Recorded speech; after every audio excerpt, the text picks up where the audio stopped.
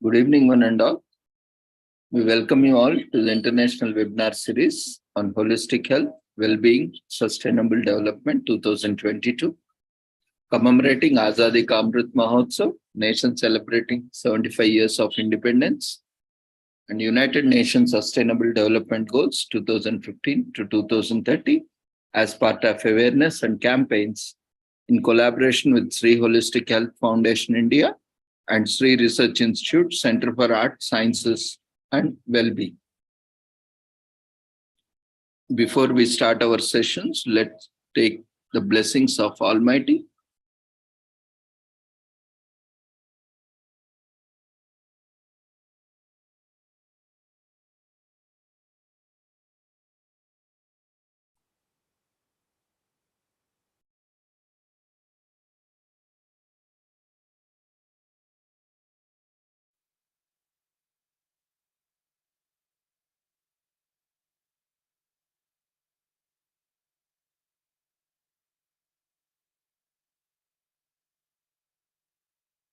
कुरुत्वं कल्याणं आरोग्यं धनसम्पदः शुभं कुरुत्वं कल्याणं आरोग्यं धनसम्पदः शत्रुबुद्धिविनाशाय दीपज्योतिर्नमोऽस्तुते दीपज्योतिर्नमोऽस्तुते शुभं कुरुत्वं कल्याणं आरोग्यं धनसम्पदः शुभं कुरुत्वं कल्याणं आरोग्यं धनसम्पदः.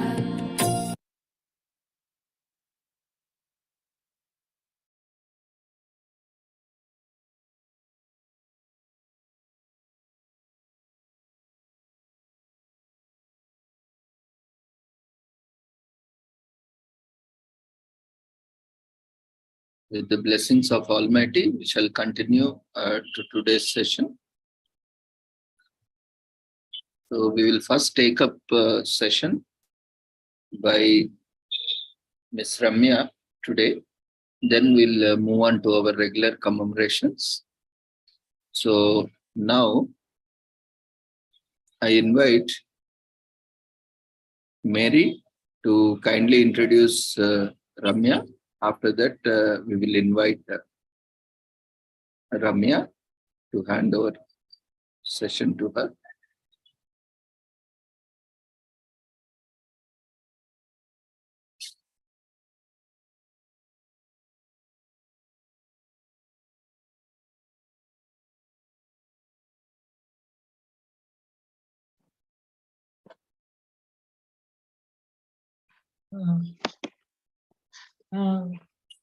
Miss Ramya is a professional social worker, fundraiser, and she's assisting in different voluntary organization. And she has three years experience in psychological counseling, and she's a presenter and speaker on national and international conference.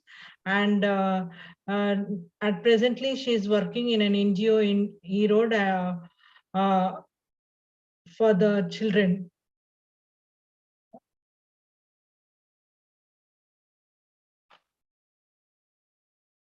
Over to you, sir. Thank you, Mary, for introducing today's speaker. And we welcome you, Ramya, for today's session, to take over for your session. You can unmute yourself. You can start your video.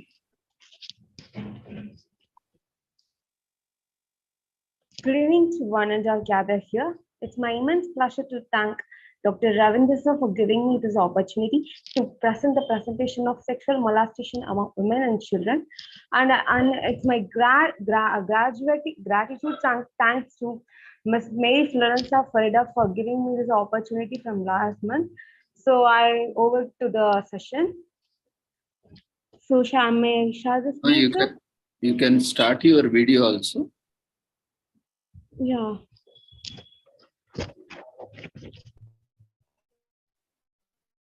Yeah, you can share your PPT.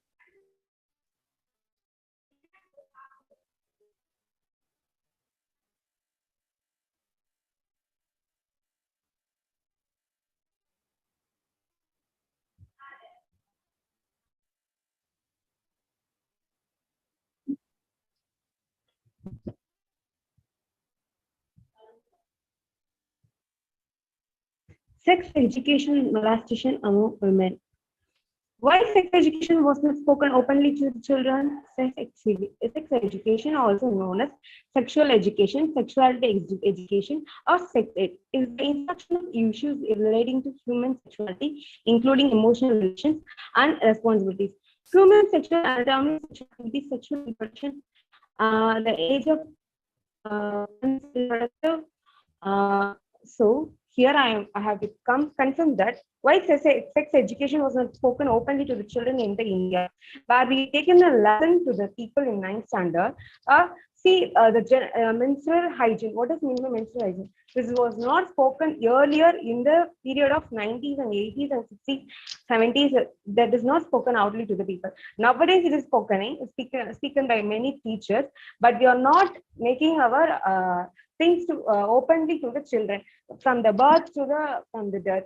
What was the struggle grown by? What was the struggle which was handled by the woman from birth to the death while she attending the puberty after puberty? What are the struggles she was going through? What are the causes, the effects, and consequences she is going through? We will not able to understand her mental health issues as well as physical health issues. So, a history of sex education. 6 year. The discussion of all sexual issues has traditionally been considered taboo, and adolescents were not given any information on sexual matters. Instruction as was given was traditionally left to the child's parents, and often this was put off until just before their marriage. However, in the later 19th century, the progressive education moved led to the introduction of the sex education, social hygiene, North American school curricula, and the introduction of school-based education. Described early indoors of school-based sex education, most of the information on sexual matter obtained informally from children and the media, and much of this information was deficient. Diffusious value. During the period following puberty, but what I have said earlier, in curiosity about sexual matters was the most people searching for the encyclopedia, or people searching for seeing the animals' sexual relationship. So, from this behavior, the adolescent behavior is probably damaged by seeing, probably affecting the behaviors, causes damage by their in the early age itself. Giving a fact of sex education, it will helpful to the child as well as adolescents, adults, and old age to be prepared for their life after 21, because the early age of according to the scheme Udan, there is after the marriage of a girl child is 21 only. After the age is 21 only, the girl children's marriage should happen. For according to the Udan, for the boys, according to the age, the boys, should be in after the age of 23. So this is the procedure, the culture we are following in the India. But when curiosity, speaking about USA, teenage pregnancies are increasing incidence of teenage pregnancy, particularly in Western countries after the 1960s. As part of each country's effort to reduce such pregnancy, programs of sex education were introduced. Initially, was strong from parent and religious groups. In culture and religious informs the action of their legal institutions, sex education seriously under contention.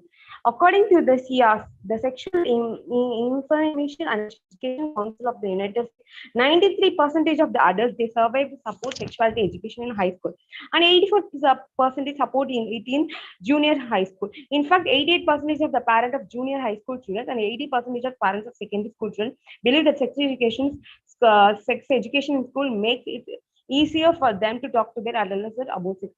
Coming to this point, I have remembered back of my nostalgia. That is the Ram cases, which is held in Chennai, in the station platform. The girl was uh, uh, girl was the girl was accidentally killed by the people. Who is it is a mystery now unknown. They said the father itself killed her. The Ram who was killed, like the way there is most of the gossips came, like the way a lot of in Kallakurichi, latest in Salem, Kallakurichi, the child girl, um, uh, school child girl was come attempted suicide, or it was by whatever it is also a mystery. Let's not find out now. uh, According to the United Nations, like this sex education, why I'm saying like this now, the sex education is not spoken openly to the children. Still now it is a challenging one for the teachers, as well as parent, as well as the growing old age. They are feeling shy to talk about it. According to the United Nations Population Fund, pregnancy among girls less than 18 years of age have irreparable consequences. It violates the rights of girls with life-threatening consequences in terms of sexual and reproductive health, and causes high development. Causes cause for countries, particularly participating cycle of poverty, health consequences include not being physically ready for pregnancy and childbirth, leading to complication and malnutrition. Uh, as the major violence tend to come from lower income households, the risk of maternal death girls under age 15 in low and middle income countries is higher than for women. Teenage pregnancy also affects a girls' education and income potential, as many are forced to drop out of school, which ultimately threatens future opportunities and economic prospects. Several studies have examined the social, economical, medical, and psychological impact of pregnancy and parenthood in teens' life outcomes for teenage mothers and their children, varying factors such as poverty or social support be more important than the age of the mother at the birth. Many solutions contrast more negative findings have been proposed. Teenage parents who are relying on family and community support, and childcare support are more likely to continue their education and get higher paying jobs as they progress with their education. Yeah, because your mother would only should support her children, either a boy or a girl. Say no to the good touch and bad touch. That is my opinion according to the sex education. Say no. Say no. There is a child helpline number 1098 and woman helpline number 1092. National schemes for incentive to girls for a sexual education.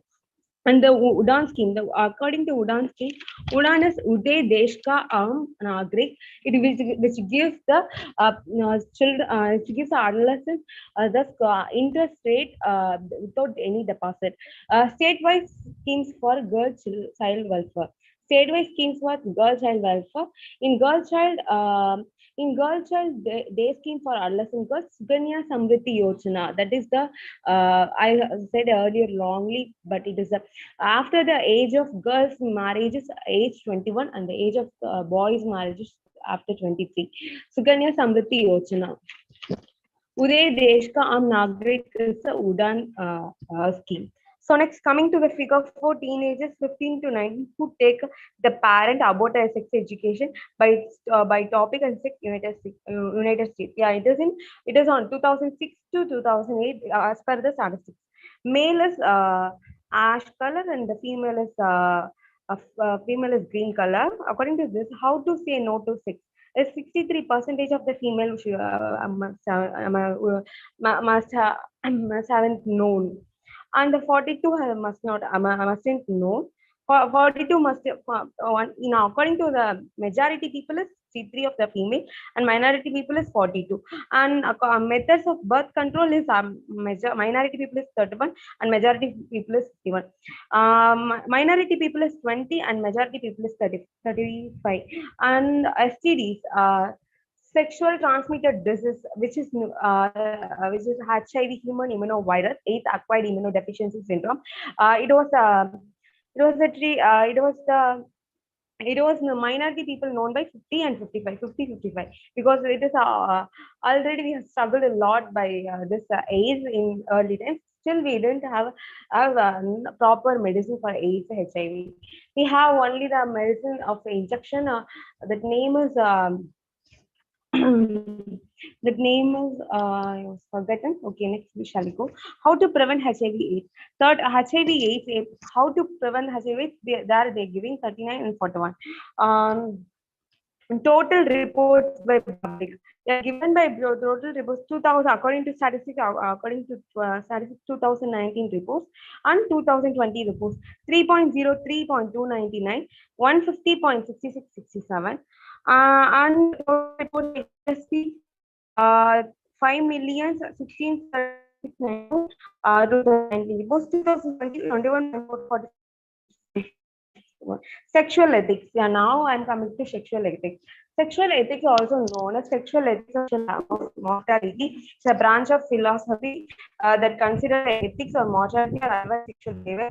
Sexual ethics seeks to understand and evaluate, critique interpersonal relationship and sexual activities from a social or social, cultural perspective. Some people consider aspects of human sexuality, such as gender identification and sexual orientation, as well as consent, sexual realistic procreation, as giving rise to issues of sexual ethics. Historical and the prevailing notion of what is recorded as sexual ethics have been linked to religious teaching and philosophy. More recently, the feminist movement has emphasized personal choice and consent in sexual education. The religion take part in sex education. Yeah, religions are also taking part in the sexual education as per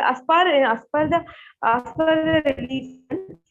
In religion, sexuality, woman taken in adultery, in the Jesus and the woman taken adultery. Religion has view on issues in sexual ethics, including adultery. Yeah, it is Bible.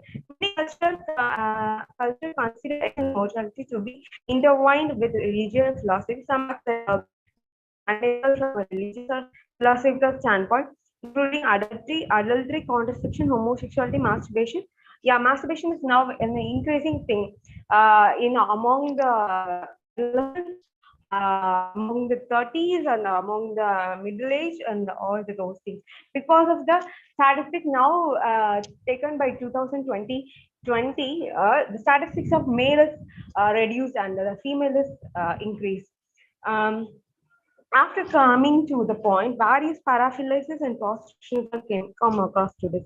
In according to Christianity, Christian denomination generally hold that sexual defined by natural law, the Bible and Christian, the unity of will in marriage and procreation, factors in Christian and sexual ethics, and particularly in the teachings of sexual realities. So in Bhagavad Gita also there. And the Kauravas are born by test tubes.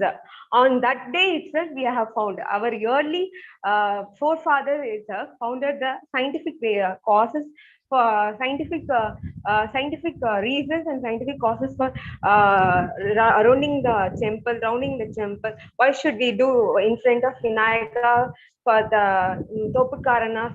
We say it is in a Tamil, so Topukaranam. Why should we say like that? Means it will increase our memory power. Why should we put kolam? Kolam means rangoli. Rangoli, why should we put it? Will increase our whole on the time of 3 to 5, 3 to 6. We have O3 ozone. Ozone air will be coming. We just we just inhale it, we will be live for more long period. That is the thing they have said in early our forefathers and uh, in our religious book like Quran, Bible, Jainis, Buddhist, Sikhs. I mean everything they have said in early. A survey conducted in Britain, Canada, and the United States by public opinion in November 2011 asked the adults responsibility to look back to the time when they were teenagers and describe how useful several sources were in enabling them to learn more about sex. By far, the largest population and respondents in the three countries, 74% in Canada and 67% in Britain and 63% in United States, said that conversation with friends were very useful or moderately useful. Next reputable source was the media. television, books, movies, magazines mentioned by 3 in 5 British and Canadians. More than half of Americans are useful. In 2011, Angus Reid Public Opinion said that half of Canadians and Americans found their sex education courses at school to be useful. Only 43% of British had the same view. And while more than half of the Americans say conversation with family were useful, only 49% of Canadians and 35% of Britons said so. So coming to sex education in India, there are many programs promoting sex education, including information on AIDS and sexuality in schools, as well as public education. Advertising AIDS clinic, however, are not universally available. India has a strong prevention program, which goes has with care, support, treatment. We have been able the epidemic with a prevalence of just 0.31%. We have also been about 8% in new annually. Molestation early age. Yeah, coming to this point, in child itself, the molestation is starting. This is a cruelty thing we are seeing around India as well as in the United States and every country all over the world. The people don't have a small kindness or a small care towards the small children itself. What the pity country is it? How to protect children from child abuse? Parents guide to poverty. Since it is chief of physical and emotional neglect, one of the main ways to protect children from child abuse due to neglect is by ensuring that the parents have jobs and earn enough. In the parents can possibly provide for the needs of child, either physical or emotional, cannot be blamed for neglect. Provide affordable schools and medical facilities. Loving parents want to do their best for their children, unable to provide for their children because of phenomena cost education and then become inevitable. The only solution to this is the provision of affordable education and healthcare facilities. Now we have a lot of schemes, but in the early we don't have that. Many of the media people itself have affected by this molestation. They have given their interviews over the media in YouTube itself because that comes under the Me Too. Provide affordable, accessible childcare facilities. Just bring your child, boy, like a gem, and treat your girl child like a diamond. This is the biggest solution I am giving to the sexual molestation. Solve family issues that receive 3.5. When there are the child is likely to suffer both physical and emotional neglect because neither of the parents are able to focus on health. The only way to protect children from such neglect is to reach out for help to resolve family issues. The help of family counseling service can be invaluable in such a scenario. From this scenario, I am giving that the social workers, counselor, medical and psychiatric and geriatric care is mainly important in school as well as in job fairs, as well as in hospitals, as well as in the community, as well as in the tribal and rural, as well as in the parliament. Yeah, the social work needed. And my loss in least content here is say no to your children to name their private parts just as any other part of the body. Yeah. Starting from infancy, teach your children to name their private parts just any other part of their body. They don't have to be taboo words or secrets. Just part to be clean and cared for any other word. Bodily functions will always bring out a giggle or two, and that's how it should be. Light-hearted and not ignorant. Infants and toddlers will fondle and private part as a way of shooting. It is a part of nature and a healthy part of the message. She tell them, teach them that is a bad thing. The obvious pleasure that they feel when your face makes don't fully understand. They are unlikely to stop something that is done in the place of their room, not in public. They may not respond to their privacy something that is done in the place of their room and not in the public. They may not respond with just one reminder, several repetition in a non-accusing tone and key. Give the right response. Children will grow out the face naturally and normally without any residual feeling of guilt. the unity in diversity we say it is in India, like the way ஒன்றுபட்டால் உண்டு வாழ்வு. When you are getting unity, then you will be successful in every work. That is group work, like yeah, I was saying according to the social work, we said this is a group work, the teamwork. That always a teamwork success in every situation and every problem. That is there is no problem at all. There is no problem that to be not to be solved. That every problem is solved by the gracefulness of God. Here it's my time to say no or no to bad touch, say yes to good touch, yes to good touch. Not to say no to good touch and bad touch. Implementing Betty Bacha and Betty Baras is a good thing in the scheme in our Indian country during this period. Thank you. Thanks a lot. Within this, I have finished my presentation. Thank you, sir. Thank you, Dr. Ravindra sir, for giving me this opportunity to present the highermost thing and in this Zoom meeting. I would like to thank Ms. Mary Florenza Ferreira for giving me this chance, and I also like to thank God Almighty who are always giving me a blissful life and leading to successful life and leading to achieving women. Thank you.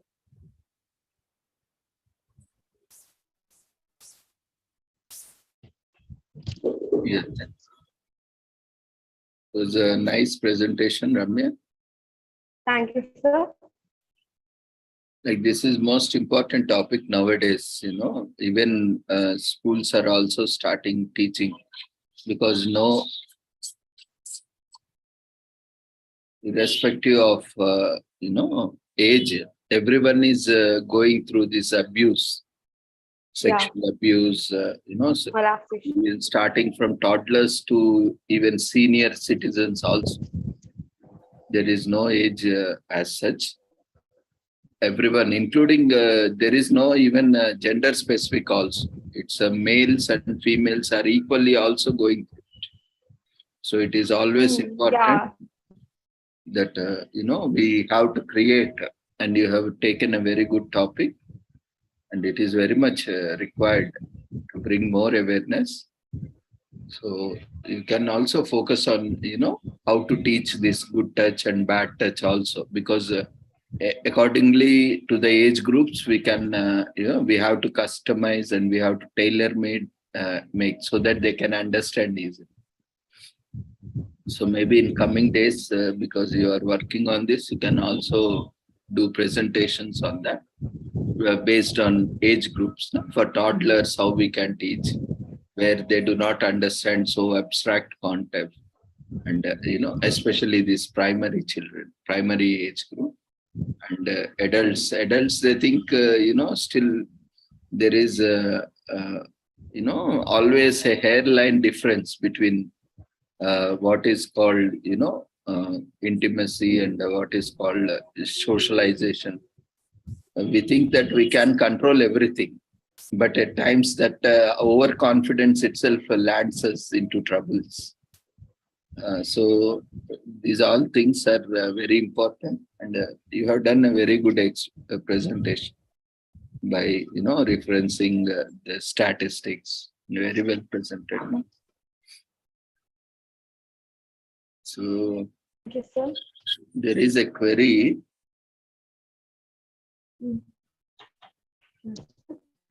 How do you educate your child to know good and bad things to identify? At a very young age. From my pregnancy. Yeah. Can you read that? First teach her to teach.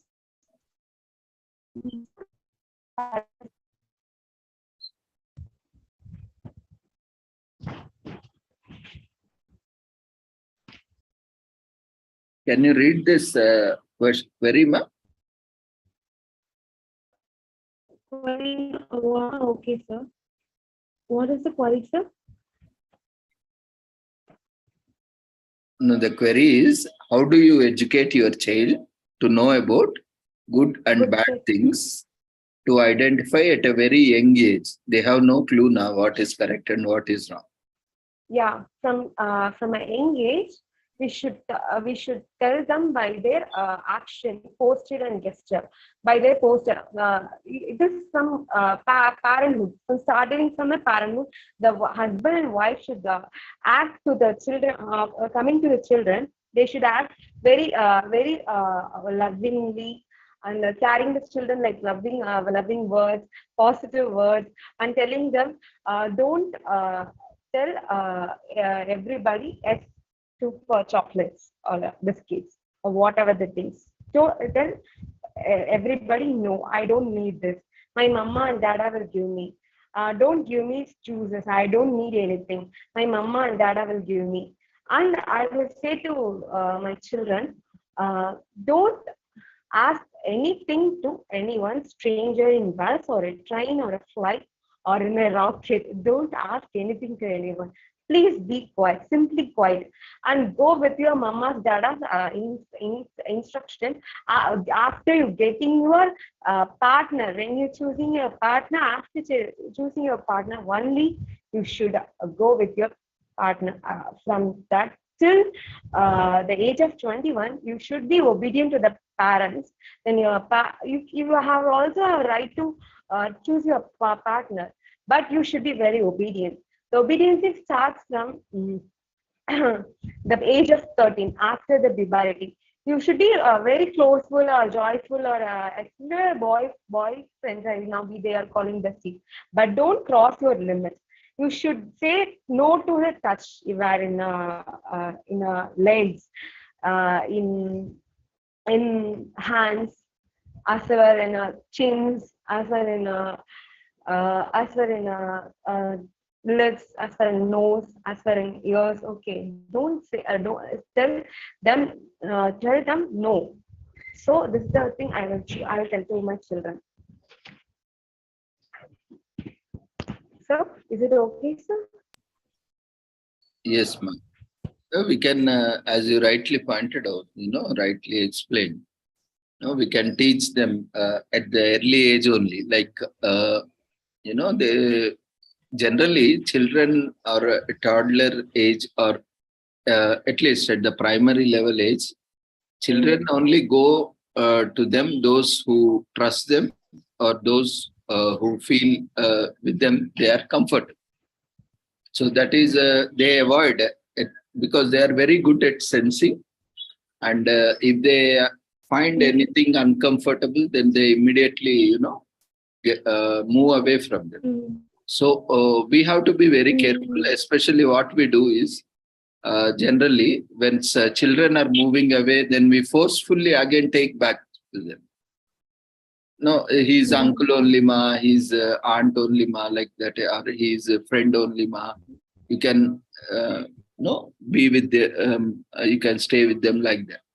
But if a child is not comfortable, even it might be a close relative or a unknown person or even a colleague, when child is not comfortable, we should not force the child, because we don't know what child is experiencing with that person. And so we should also always trust the child also, because at that age, at times she or he cannot express. And if that child is facing any kind of inconvenience or uncomfortness, then we should not force the child, and let the child take his own or her own decision. And later on, when that person is not available, you can ask the child in a different manner why he or she is not comfortable with that person. Maybe she can give some clue, and as also pointed out, we can teach them what is good touch, bad touch also at an young age also, by showing some pictures, or maybe when mother or father is moving towards certain private parts, or where other person can say no. Like that, they will also try to understand, okay, this is the place where only mom, dad, or a doctor, or who is a professional, medical professional, except those three people who are close, those who are caretakers, are only permitted to touch those areas. And if any other also, even for that matter, even close relatives also, or close friends also, if they are moving towards them in an appropriate way, they should express at least, so that people are aware what is happening and they can caution it. So if it is okay, caretaker sometimes some relatives also come and sometimes take care of the children. So it's okay. We can say to child, okay, it's okay to allow them. Otherwise, if child is not feeling comfortable, then we can say, oh, okay, it's okay to be not, so comfortable also. So we should also always, use non-verbal language along with simple verbal communication that will help the child to understand. And we should not confuse the child. Most of them, parents, especially at younger ages, they, confuse the child more rather than, make a child understand. Because at this age also, we sometimes misunderstand, communication.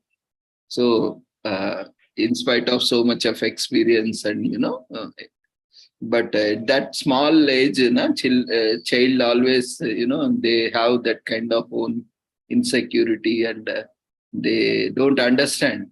If you say one time to go and one time not to go, they have this dilemma. Why? See, mom once she says, okay, it's okay to go do, and other time she says, don't go, don't do it. Why she is saying like that? There will be a confusion, dilemma. So that should be avoided. So maybe that is, we have to learn. Actually, there is no standard rule or standard procedure like that, because every mom and every child, for that matter, every caretaker has their own way of communicating with the child.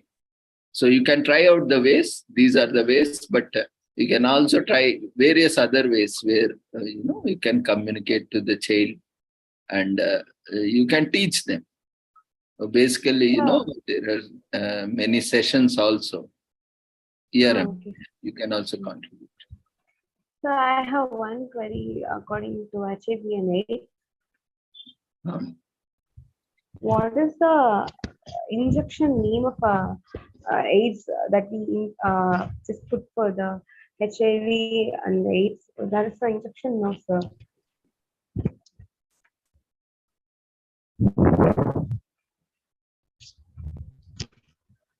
Sorry, ma'am. What is the injection for acquired immunodeficiency syndrome? What is the like COVID shield for COVID? We have an AIDS, that's an injection, no. No, actually, art therapy, first it depends on the, stage of infection, ma'am. Like generally art therapy is given for HIV. But again, it depends. There are various medications. It depends on the symptoms, basically, and the stage, on which stage they are. So we can't just, directly say that this is a treatment or this is a medication. So we have to, look at the case history and we see whether, they have, at what stage they are, whether they are in window period or they have acquired HIV or not. Based on that, we can suggest actually. Okay, sir. Otherwise also, if you want specifically that injection name, then generally there are two injections that are widely used. That is cabotegravir and rilpivirine. Rilpivirine. These two are, combination which are used. Otherwise, also there are other also like it is also called as vocabria, and various other injections are also there. But again, it's purely based on medical advice. So, Okay. so actually, it is part of, antiretroviral treatment. And provide people. Yeah, and we have another also like dilute gravure, and there are many variants, depending on the brands, na? Based on the manufacturer. Na? We have different names also. Do you have any specific case in mind, ma? No, sir, I'm not having any specific. It's okay. I think it's okay. Yeah. Okay. There are, if there is anything specific, then I can, very specifically address it. Otherwise, in general, as part of art therapy, na, we have to. Yeah, art therapy is generally for the people who suffering from any cases. Yeah, like fibromyalgia or like a cancer people, breast cancer people. For cancer, still now we are not we are struggling for finding the solution. But it is like the best example is our Tamil Nadu Chief Minister, Mr. Charles, sir, who is suffering from blood cancer, but he's still living his life by art therapy. So, directly, sometimes it all depends on, the kind of lifestyle they are following. Yeah. Mainly lifestyle only, ma'am. Lifestyle and their attitude towards the disease. Yeah. If they feel that, I have a very deadly disease and I am going to die, the person will soon die before he actually dies. That fear itself kills that person. Yeah. So, first is the attitude towards that disease or illness and that condition. And the second thing is lifestyle. Because, once we know that there is something that is troubling us, then we have to immediately change our lifestyle to adapt to that situation so that longevity, can be achieved.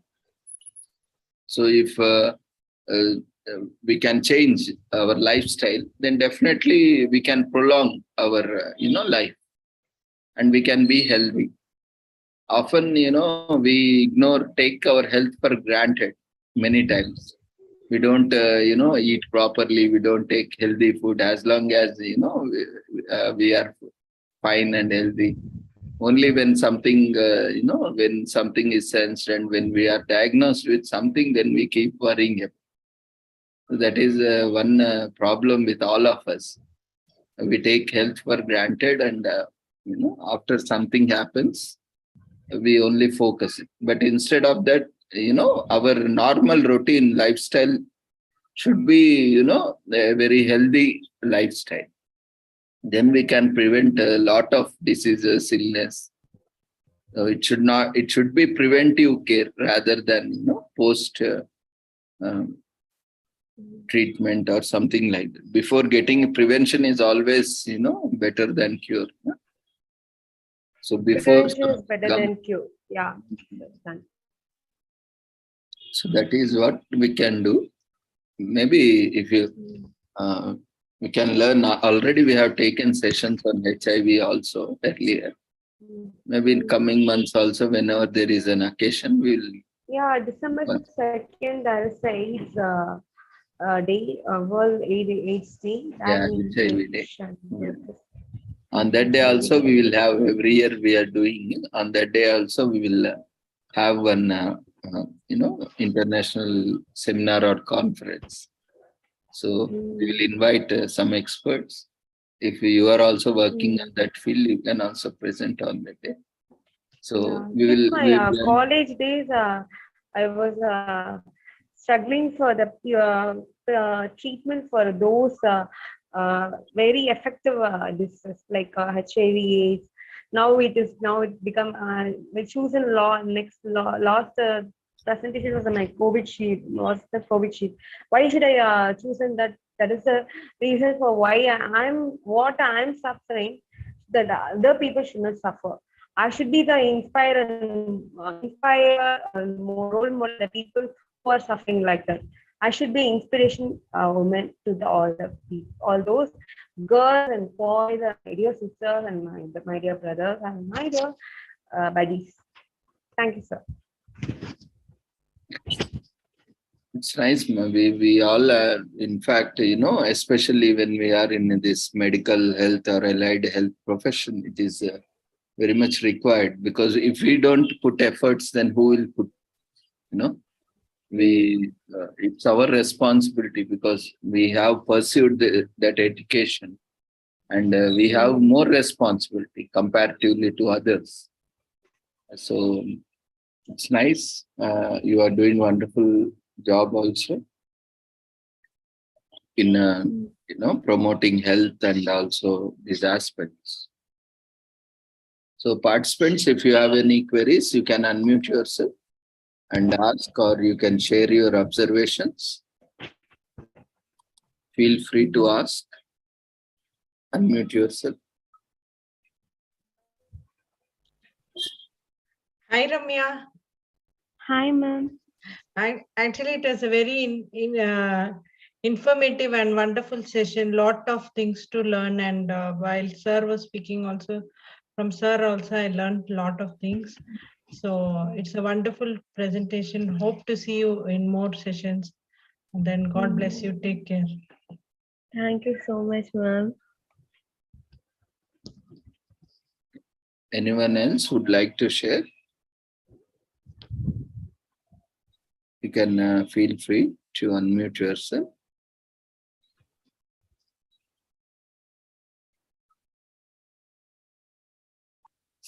Okay, if there are no further queries, then we shall conclude this session and move on to our commemorations. So before that, I'm raising the feedback form. Everyone can fill it up. Then we will move on to daily commemorations.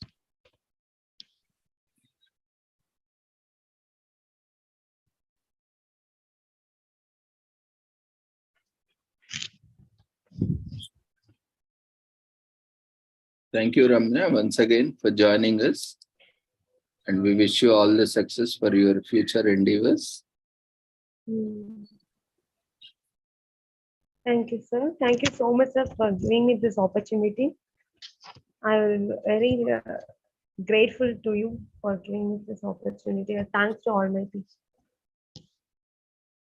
Thank you, ma'am. Dear friends, quickly fill up the feedback form. Then we will move on to daily commemorations.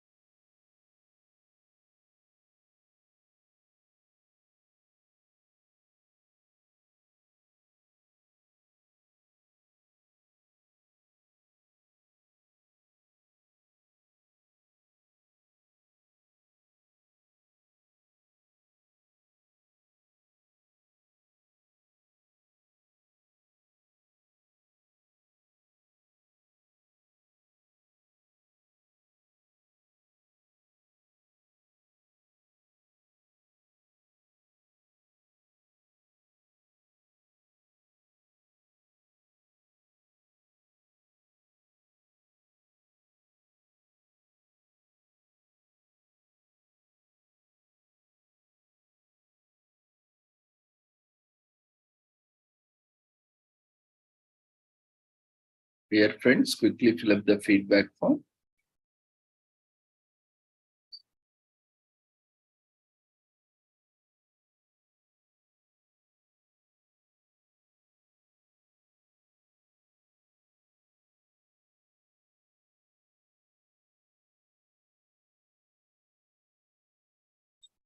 So November, this month, we have a lot of commemorations, especially as a month. If you look at as a month, we have a lot of commemorations this month.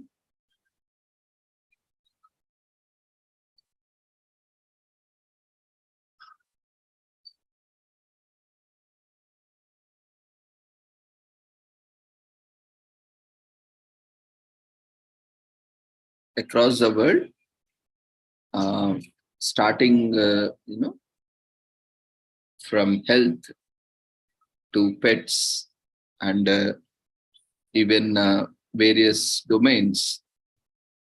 This month is Adopt a Turkey Month, where, adoption of turkeys are promoted.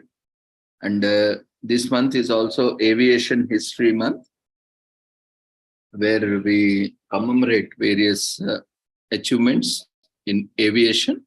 And we also look back at the glorious past and of aviation history. And this month is also Banana Pudding Lovers Month. If you like banana, then this month you can have a lot of varieties and a lot of pudding that can be made, a variety of cuisines and dishes that can be prepared and enjoyed. This month is dedicated for banana lovers. And this month is also dedicated to bladder health and commemorated as Bladder Health Month. And also Chronic Obstructive Pulmonary Disease Awareness Month, where, this chronic obstructive pulmonary disease, this is related to lungs and airways. So we will have all these sessions in coming days, where we will take up, one session on each day in coming days. And we have also Diabetic Eye Disease Month. This month is also where, eye disease, which is caused due to diabetics. And we have Family Stories Month, where we can share our family stories. This month is dedicated in cherishing and also sharing our family stories. And this month is also Gluten-Free Diet Awareness Month. A lot of ADHD, autism, and people nowadays, especially when it is a wheat-free diet, nowadays, most of the people it has been gone crazy with the diet, you leave rice or any other, excessive wheat consumption. That too, wheat has, original wheat, which we used to have, has been modified. And today, what wheat we are getting is genetically modified wheat. Not only wheat, but most of the varieties, most of the food are, high yielding and, pest resistant. Because of that, they lost their original, essence.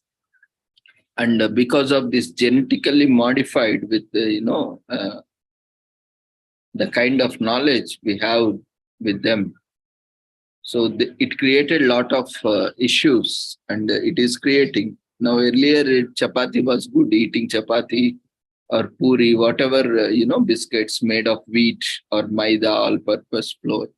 Or now, because of this genetic modification and, consuming wheat has become a lot of problem. And today, people face a lot of burning in stomach and also ulcers and even getting children getting hyperactive with the consumption of this gluten, which is, especially that is high in wheat and wheat extracts and so many of these things. So we have also seen that, children with ADHD and autism, they are always, recommended with gluten-free diet because already they are hyper and, with this kind of diet, it is very difficult to manage them. So, and even for normal people also, with this new kind of varieties, a lot of health issues are coming. So instead, the main reason why people are shifting from rice to wheat is because for the first thing is the recommendation of health professionals. And that too, it is not recommended in a proper way, or the patients are not taking it in a proper way, or it may be both also. See, the main reason for recommending an alternative is the quantity. It's not, that generally in South India, or because rice is exported to every country. So, and India is known as rice bowl of world. So, we produce lot of rice, and especially South India is famous and large amount and large quantity of rice, and South India especially is known as rice bowl of India. So a lot of rice is produced, lot of varieties are there where we love to consume huge amount of rice. So the quantity only, the major difference we have to understand here is quantity. You can consume rice, but you need to take it in a lower quantity, maybe a small, a cup of rice or 2 cups of rice or two, serving spoons of rice instead of having full meal. Along with, various other things, we can reduce. So that is more than enough. No need to go for alternative. Because occasionally, at the snacks time, we are anyway enjoying wheat, like puri, we take chapati, and again going back to the same regime, it will also cause malnutrition or undernutrition because consuming too much of wheat and leaving the other things. Already in breakfast or sometimes at the snack time, we are already consuming wheat and wheat related food items. And again, going for one more time, same wheat will also cause a lot of issues. That is what happening now. Many people are not able to eat now. Once they eat any wheat or wheat product, they start, they start getting this burning sensation in their stomach, and various other issues are being noticed. So we can't say that it's purely due to consumption of wheat, but wheat is the aggravating factor.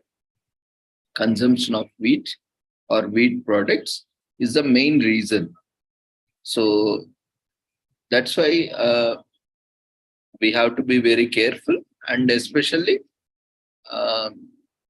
there are certain things that can be consumed along with the wheat to avoid these, burning sensation. But at the same time, it's inviting ourselves with a lot of troubles. So we will also see in the coming days, gluten-free diet awareness month, we'll see how to avoid this gluten. Basically, in a raw format, we have to avoid wheat, not completely, but you can take occasionally, but don't make it a daily regime. And this month is also Library and Information Services month.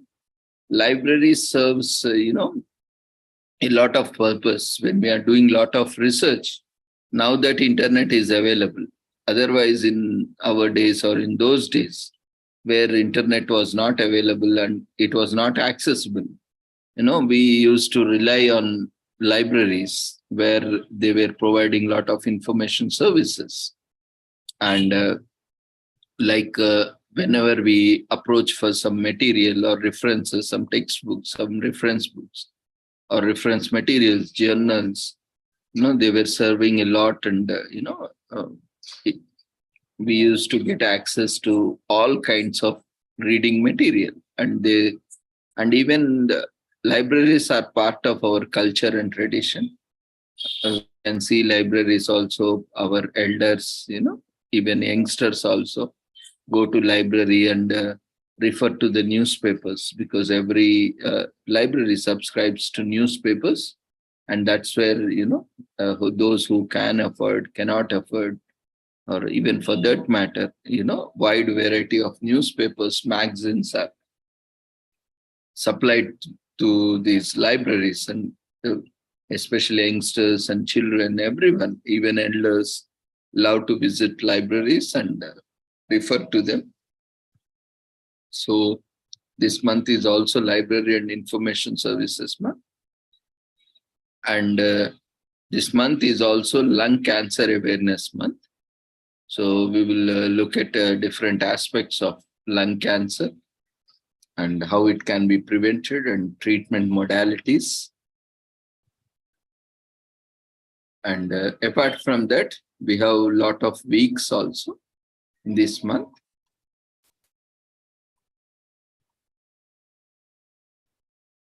So the first week, starting from today, it is a National Fig Week. Figs, we consume it as a fruit.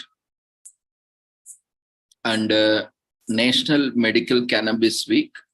We know all these, drugs or drug substances, cannabis, heroin, these all were initially used as treatment for medical purposes. But, slowly they are consumed, especially those who want this, exotic experience or feel high. They started abuse of these substances. So we cannot say that use is with respect to medical as a medical purpose, but when it is being used for other purposes, we rightly say it as abuse of these psychotics or these drugs. So this week is National Medical Cannabis Week. And from tomorrow, we will take up few sessions on this. And, there is a famous festival also, Pushkar Camel Fair, where camels are, revered and, they are commemorated, celebrated. And this week, a wonderful week, if you happen to visit Rajasthan or certain parts where camels are available, you can enjoy this wonderful celebration and fair where camels are also traded apart from being celebrated, worshipped, and also their competitions are held. And this week is also World Communication Week. Communication is very essential and it is very much related to, information services. So this entire week is commemorated as World Communication Week, and we'll see various aspects of communication. And as I said, in all cultures, every culture has derived from Sanatana Dharma. And you have similar, like we have Mahalaya Paksha, where we express our gratitude to our elders. And also we have these rituals, like similarly, in Christian, this religion and culture and traditions, they have this something kind like All Saints Day.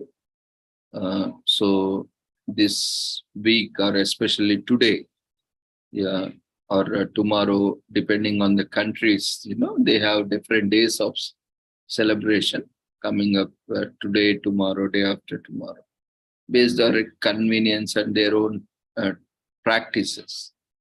Even All Saints Day is also, commemorated. And apart from that, we have anniversary of the revolution. And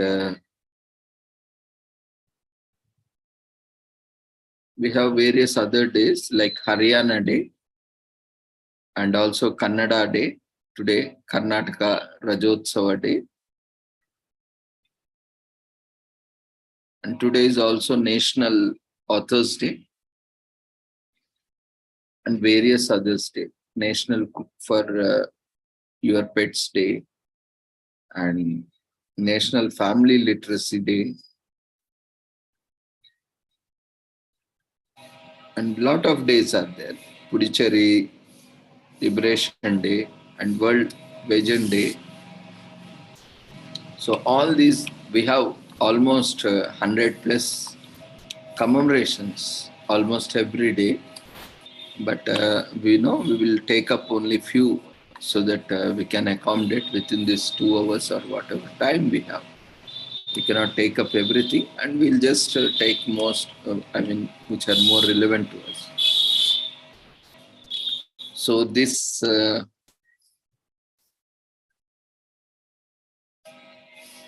month is also National Conscious Month for Punctuality and Civility. It is November 2022, especially in Philippines, It's a cultural celebration in response to the habit of Philippine time, as known as normalization of tardiness. And it is dedicated to promoting the value of time, basically in Philippines. And this not just applies to schools, government offices, and companies, but also in everyday lives, such as casual meetups and friends, families. It's important reminder that time is essence and should be upheld with golden standards. So often, we do not keep up schedules on time. We, humorously call Indian Standard Time, So we give one time, but we arrive at one time. So, but time is valuable, every second, every moment is valuable. You cannot get back time. When time is lost, a lot of things are lost. So we should value our time and others' time. So act of tardiness and procrastination have long been established everywhere, almost even in Philippine culture also, and were formerly regarded as normal and acceptable. And but this did not occur overnight. These customs and traditions, being late for meetings and events, was historically seen as a status symbol, denoting upper class or a royal. We always, when we invite some guest, he always arrives late, late comer. But, that they wantedly come late also, because they want to show that they are busy and, they're more sorted out. So, to show that they are superior, or people have to wait for them until come and start. But nowadays things are changing. We see even in many times, even in academic events also, we are not waiting nowadays. We will start our sessions, and whenever they come also, we are doing inaugurals, even in between sessions also. So this is changing, in fact, has to change. One has to respect time. It's not that early days, like we call someone like politicians, they say they will come, and again, we don't know whether they will come or not, and, at what time they will come. They will say, I will come in the morning 9 o'clock and inaugurate, and they will not turn up till 11 hours. Sometimes, not everyone is like that. There are some really good, leaders and politicians or bureaucrats who are very particular about that. Even before time they arrive, and also, they take up, they ensure that it is starting at time. Not everyone is like that, but most of them. It has been, status symbol, coming late, attending late, joining late. So this is a day, especially, where this tardiness and procrastination, and especially, we have to learn the time, value of time, respecting time. So this is a day, basically, the day of national consciousness, or this entire month, in fact, not just today, this entire month, National Consciousness Month for punctuality and civility. This week is also in India, we are celebrating a Central Vigilance Awareness Week. So, as part of, our Sardar Vallabhbhai Patel anniversary, that on 31st, we started commemorating this entire week. And commemorating that event also, we are organizing on this Sunday about internet safety and vigilance, all internet security, cyber security, internet safety. So at the end of the week commemoration, we are having this, wonderful workshop on this. So similarly, we have to be alert, we have to be conscious, we have to be punctual in certain things. We should have, good practices. Otherwise, we will be inviting a lot of troubles. So this is in brief about this commemoration. And this month is also National Alzheimer's Disease Awareness Month.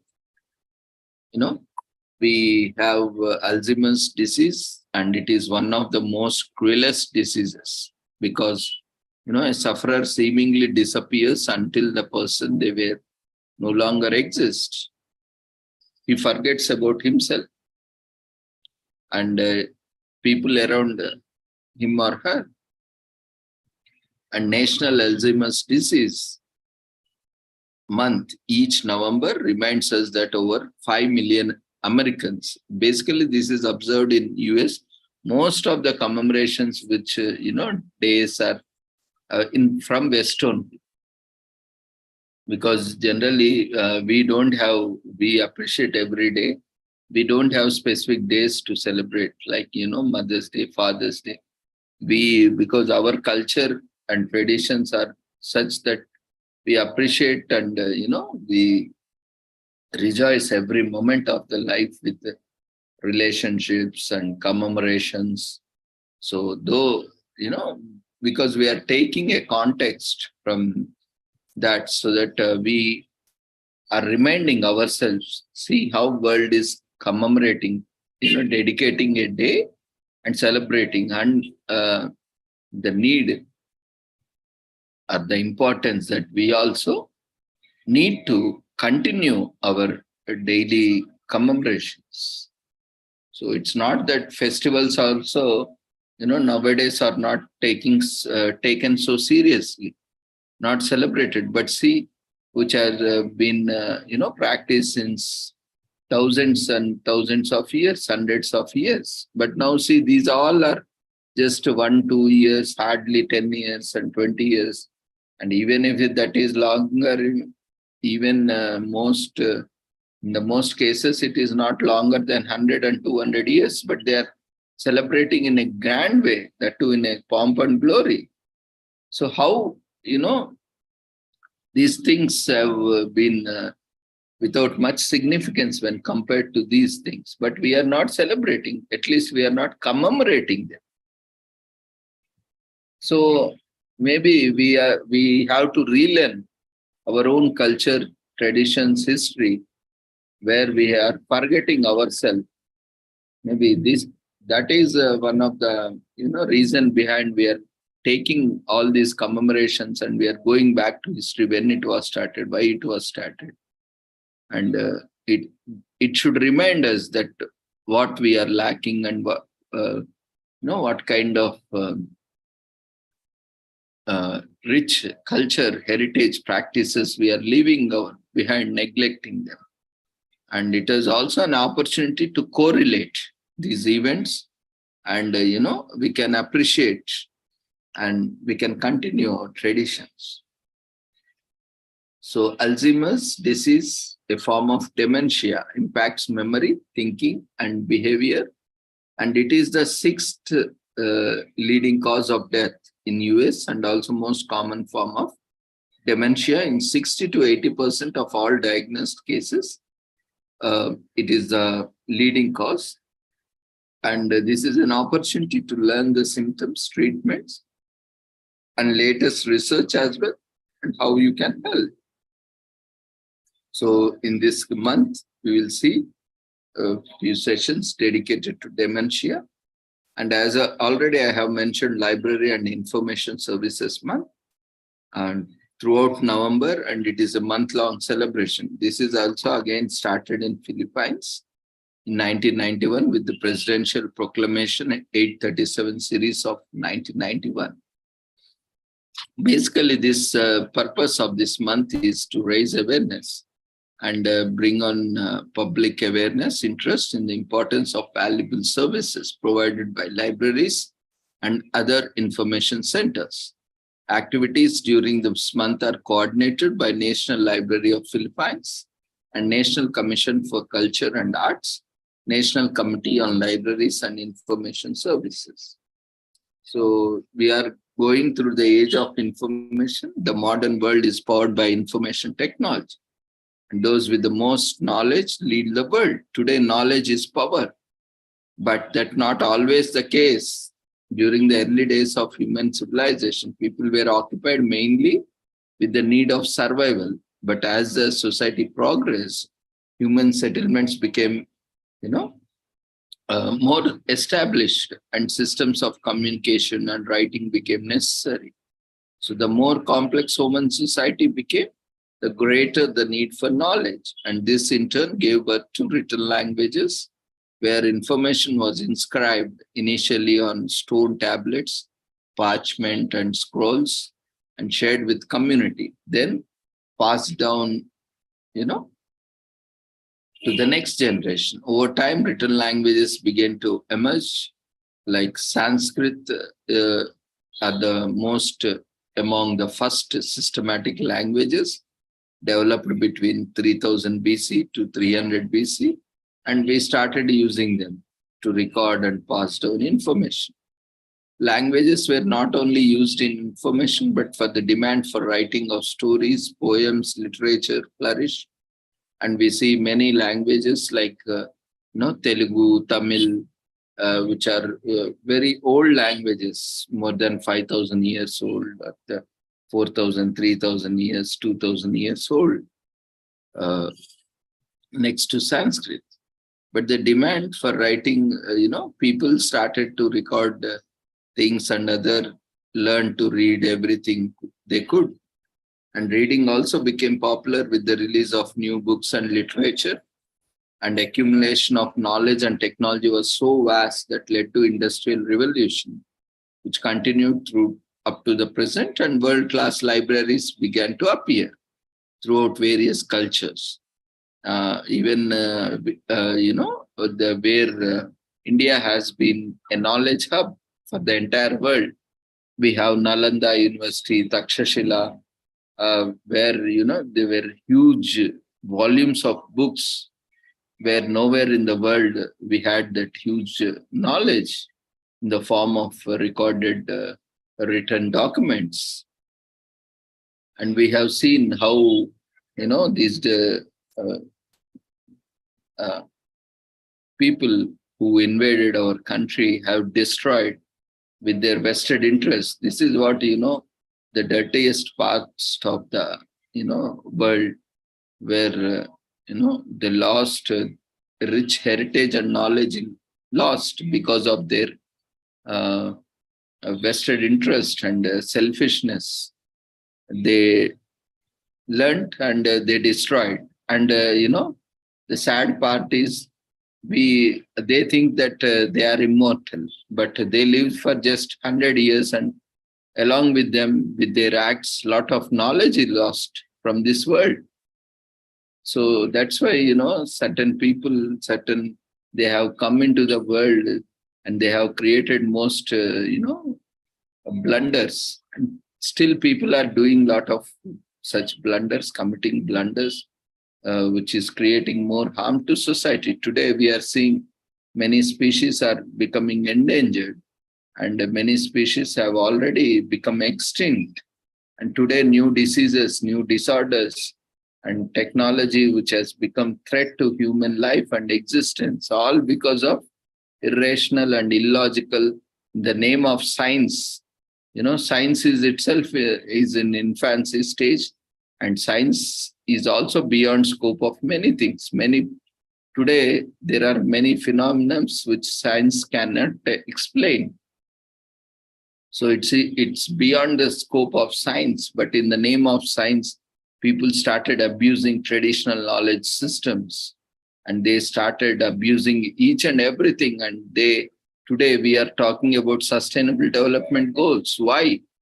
In the very first place, if the development was sustainable, then we couldn't have these goals. Irrationally, illogically, people have developed models and systems, development systems, and they took, a toll on the natural resources. And today, entire planet is under threat. And the greenhouse gases and climate change, all this has contributed a lot with our, this humans, irrational, illogical, it's unscientific. They call scientific science, but it is, purely unscientific. That it has proved, science itself has proved itself as unscientific, because world is suffering today, paying for that, all which are, due to these scientific inventions or technologies which we are using today. So all these are very essential. We need to understand that. Without understanding, if we are implementing something, and if we are blindly following something, which is, and we are criticizing our own ancient knowledge, which has time tested. Today we are saying evidence-based, but our rich cultures and tradition practices are more than 5,000 years old, and still they are, valid. They still, we are reliable. They are reliable and they can be implemented. What more you want is evidence that we are seeing, we are carrying forward from 5,000 years or more, or the evidence which you have created, or which the modern so-called scientists or researchers are creating. Now we can see a pandemic of publication going on. All the trash is being published, and you see a lot of books that are being published, journals published. Everything is nothing but a trash. Where our ancient rich Vedas are there, ancient knowledge systems are, no one is reading. And who will read this trash? Only for their name and fame. People are, daily publishing lot of volumes of trash, nothing but trash. And, how many copy paste, all are copycats only, and what is the use of these generated volumes of trash that are being stored in libraries, and new libraries are created in, and there is no use of this, because they do not stand, they are not valid over the time. Now they say something and tomorrow it becomes invalid. So all this publication trash will go into, again, dustbin only, because they are no longer relevant at least for 1 century also. Things are going. Yesterday we have some more technology. Today it is being replaced with some other technology, and tomorrow altogether it will replace with other technologies. So all these publications will go into trash only. So we have to understand, to create for the sake of creating our identity, and for these awards and rewards, and we are destroying our own culture, our own knowledge systems, rich knowledge systems, and we are paying for that. We are suffering, because knowledge once is lost, you cannot bring back. All Vedas have been lost, and how much of the Vedas are available today? Not even just 5 to 10%. And that rich knowledge is lost. So now whatever we are, creating is lot of trash only, because original knowledge is lost from this world. And today we are reinventing the same wheel again and again. We neglected our own scriptures, our own ancient knowledge systems, and there is no one who knows about it. We ourselves neglected and they disappeared from these systems. And we are not even trying to protect the existing knowledge. In the name of science, we are abusing them. And we ourselves claim as cultured and, modern technological people, and started abusing, and we are paying for that today. And we'll continue to pay for that. So these all, we should be very careful, especially when we are talking about information sciences or data sciences. All this trash will definitely will not be worth value. Today, you may publish 1,000 books, but what is the value? What is the contribution that you are going to make in future? You may have to your credit, you can just add to your resume, nothing more than that. They do not serve any purpose also. They're like valueless education. Entire trash is published today. It is nothing, there is nothing over that. Only trash, we can say. So whether that has any significance, whether that has more value than our ancient Vedas. Vedas, we know, they are the source of even modern sciences. Alchemy, you take anything, chemistry, biology, medicine, all have come from that. But we are not in a position to accept that. We are not in a position to express our gratitude, acknowledge them. Today we are making references and citations to all the shit around the world who are created, but the original source, we are disregarding them. We are gratitudeless people. We don't have gratitude to our own knowledge systems. We have left that original source. We are no longer referring or making citations to our ancient knowledge, and we are promoting ourselves, each other, by citing each other's publications and creating more trash of it to increase our own popularity. So these kind of, attitudes and these kind of things will always, generate lot of content. And today we are talking scientific, based on scientific evidence, or based on research, or based on empirical evidence. We ourselves are creating this trash, and we ourselves are naming it as evidence-based. And definitely we will pay for that, because these are irrational, illogical, unscientific, even in terms of science also. There is no, validity, reliability across the time. It may be valid now, it may be reliable now, but over the period of time, these all becoming, irrelevant, or they are no more valid. So all we have to take care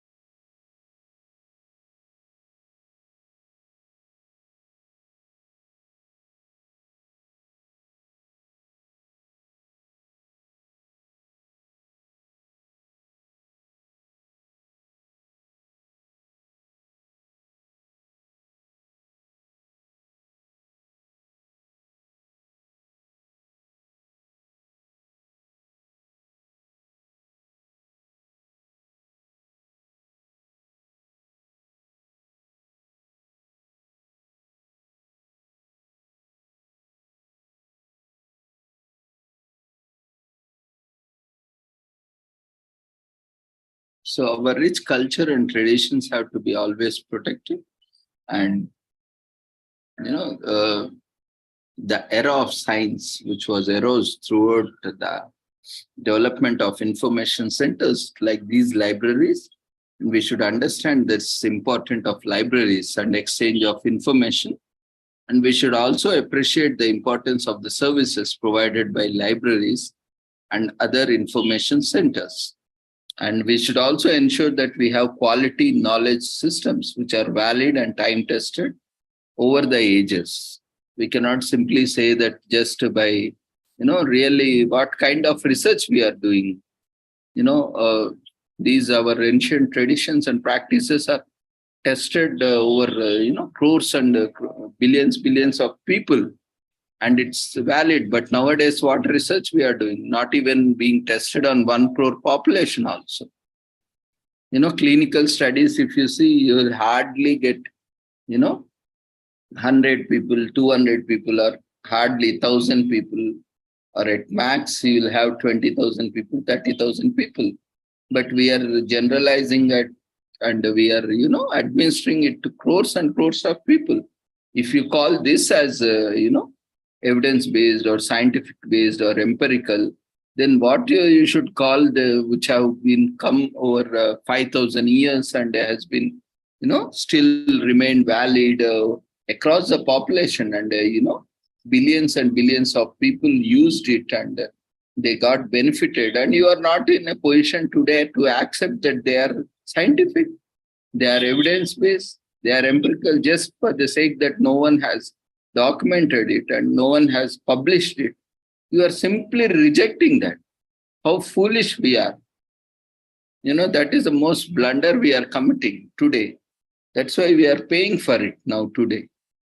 With new diseases, new disorders, and with this climate change, all of this because of our blunders, our previous people did and we are doing, we are paying for it in the form of disasters, diseases, disorders, and climate change. So it's high time that we recognize them and we give enough credit to them and start using them and incorporating them, so that, otherwise soon things will come. Now only we can see where billions and billions of years the planet was safe, and with the thanks to the modern science, it has accelerated the earth into destruction mode, and nature will not sit quiet, and it has its protection mechanism where, it will protect itself and its own planet and its own species. And when nature strikes back, human cannot do anything. Of course, this COVID, though it is called as man-made, human-made disaster or natural disaster, whatever it happened, we have seen how we have restricted ourselves to homes. And same thing, whether it is treated as, natural or human-made or a biological weapon or whatever it is. But a similar thing, if nature takes its course of action, you can imagine what will happen. These space storms are there. Within a fraction of a second, all satellites can go off, and you will have left with anything, no communication, no TV, no channel, no radio, no internet. And just, can you imagine? Recently, WhatsApp has gone off, and, many people gone mad and crazy. Many children and youth, especially, they broke their phones also, and they had a different kind of behaviors also. So we are so much addicted to the technology, gadgets, apps. So what will happen if one day these things stop working? So we should be very careful, especially using with this modern technologies, and we should be aware of the limitations and the hazards and risks they can bring up. And we have also discussed briefly on gluten-free diet awareness month, highlights the problem that can be caused by gluten products and the diseases linked to them. As gluten is already, as mentioned, is known to create inflammation in the body and also can cause damage to the intestines. So while most of them or most of us don't notice the impact of gluten, people who suffer from celiac diseases can experience severe reactions. So this month is to show support for such individuals, and gluten-free diet awareness month introduces gluten-free products, food products, and also educates people on how a lifestyle change can have a positive impact on the way they look and feel. So we will also see in this coming month how this, especially it is all related to abdomen and intestine. As I said that, ulcers or burning sensation that is caused and, our gassed, distended abdomen or chronic diarrheal disorder. No, all these things are there by consuming this gluten products, which is, the rich source is wheat. We have already mentioned, that wheat starch, corn flour, maize starch, and again, there is a lot of research to promote, and they say that wheat starch, corn flour, maize starch, and peeled boiled potatoes are harmless. And again, they say that wheat flour, rye flour, and oats are harmful. So this science is also such a thing that, the scientists are also very much divided, because one says it is right and other says it is wrong. And one says it is harmful and other says it is harmless. So this kind of confusion, the poor people are suffering with their madness or craziness. So anyway, try to avoid wheat.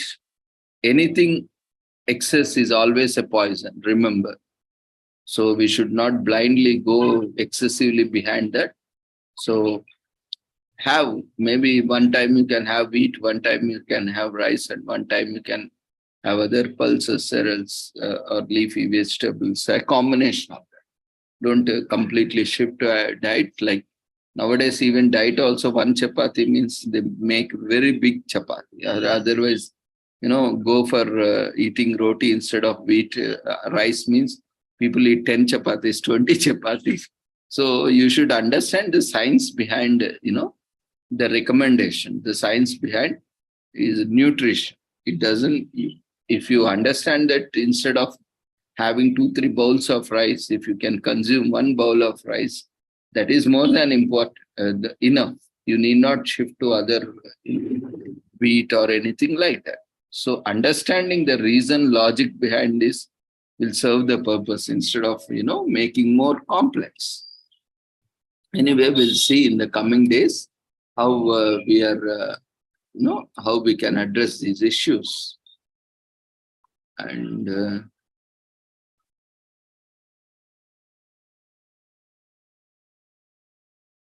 as already mentioned, aviation history celebrates all the contributions made to field of aviation and its development, especially, we can watch these documentaries that shed light on the brilliant individuals who dedicated their lives to advancing the aviation industry.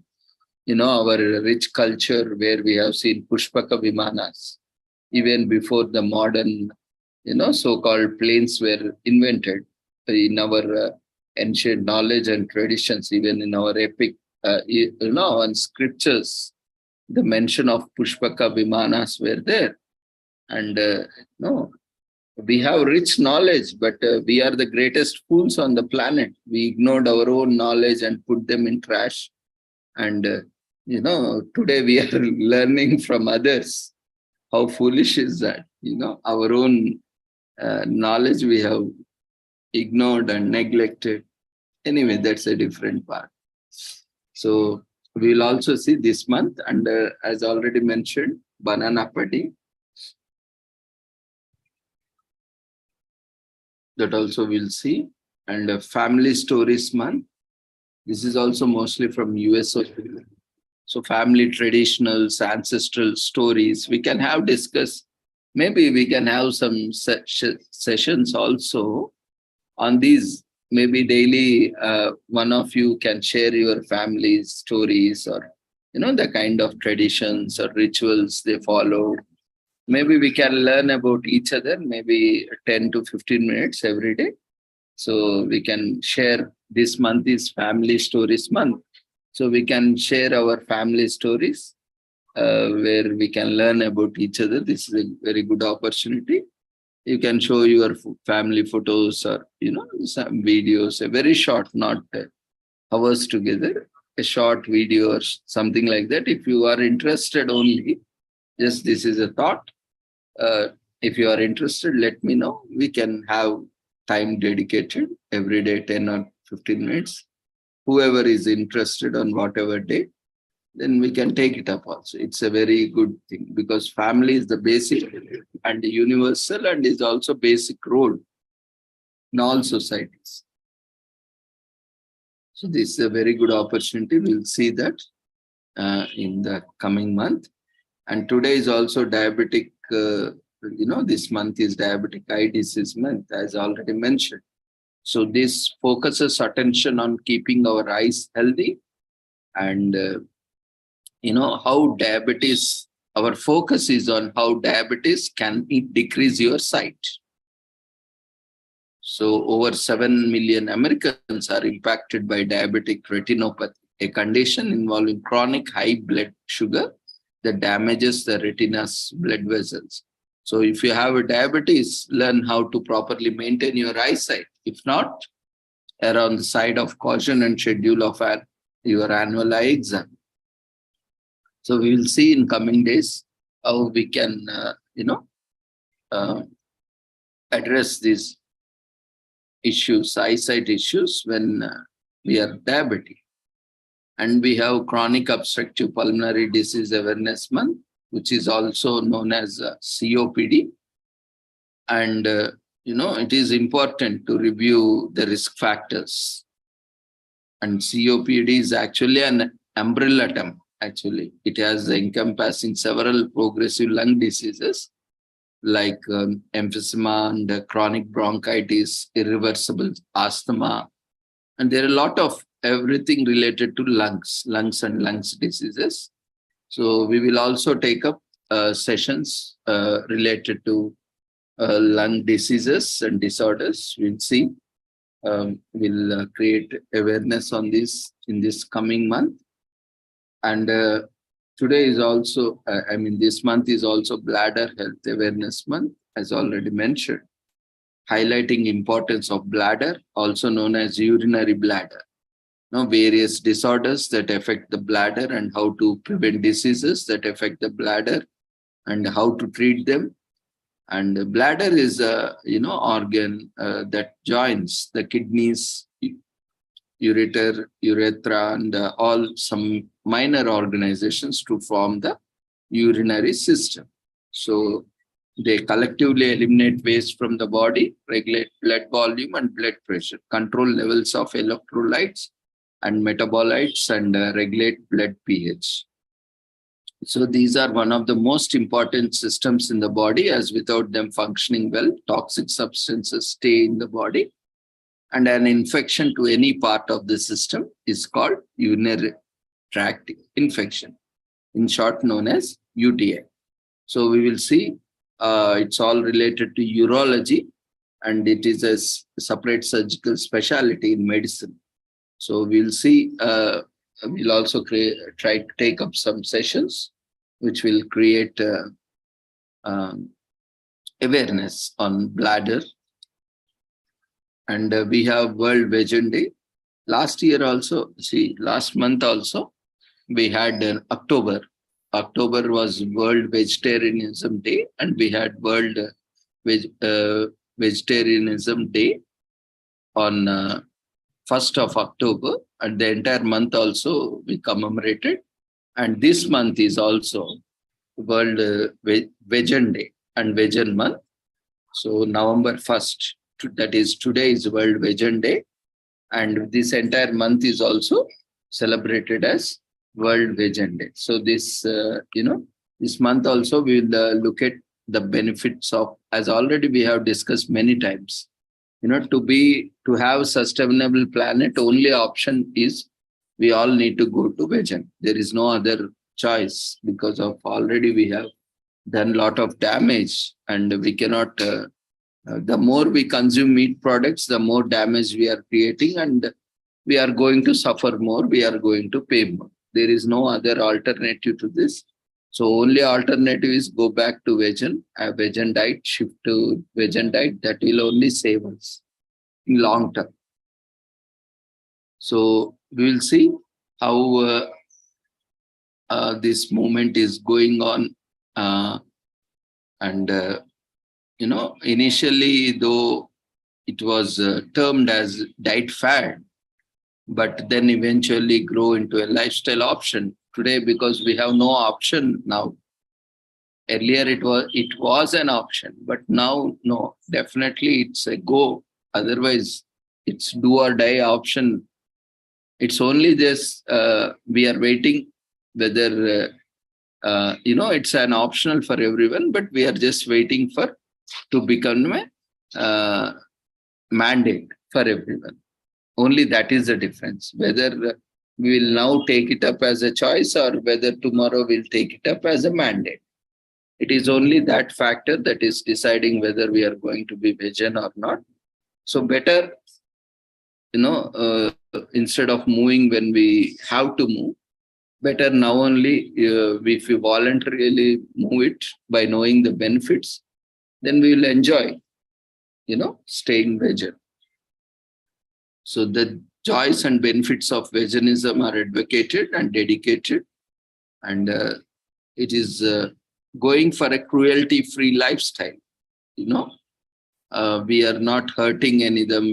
We are not torturing, killing animals in the name of food or anything else. So, and also generate awareness on the rights of our furry friends. Animal rights are also as important as human rights. When they are also brutally, reared and, kept in confined spaces with overcrowding and unhygienic places, unhygienic health and unhygienic food, and unhygienic environment, and they're brutally killed through painful slaughtering or butchering. See how much cruelty we are violating the rights of these animals, and how cruel we are, how notorious criminals we are. So these all we can all go to, in a cruelty-free manner by, rejecting all animal-based products, not only just the ones which we consume, but also the products we use, which are made of animals, like leather products. We can reject everything, and you can go to a complete plant-based diet, and is the best way to encourage this change. And we have thousands of delicious vegan recipes, or altered versions of meat and dairy dishes. We have also organized many times these, we invited chefs, and we also gave alternatives to meat and, eggs. And we will also organize this month also, we will invite our friends, and we will have some dishes also prepared. The best choice for meat or meat products is soy meal maker. We all know the nuggets. So that is the best choice, and you can get the same flavor, same, tenderness, and same aroma with that. That is a perfect replacement for meat.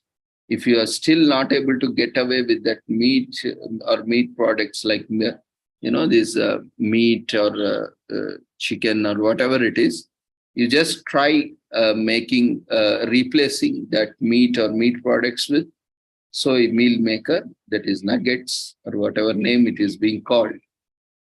You will enjoy it really. The only thing is you need to know how to cook it. That's all.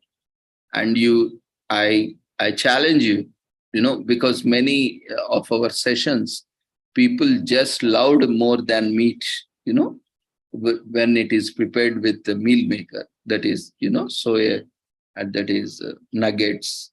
So you just try yourself, and I can bet with you, I can challenge with you, and that is going to be more healthy and more, delicious than meat.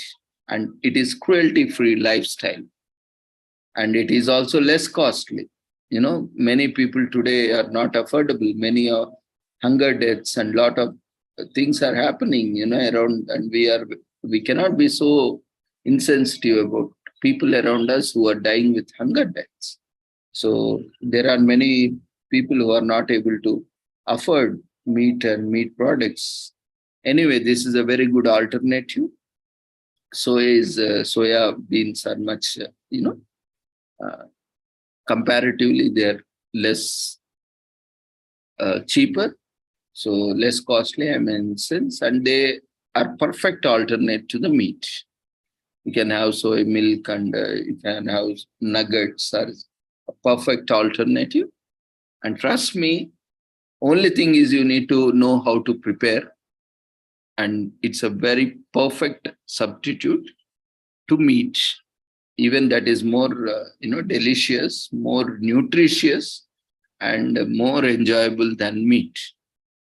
Only thing is you need to know how to prepare. That also we will teach you, and we will share you the recipes with the world renowned, not just, any chef that comes.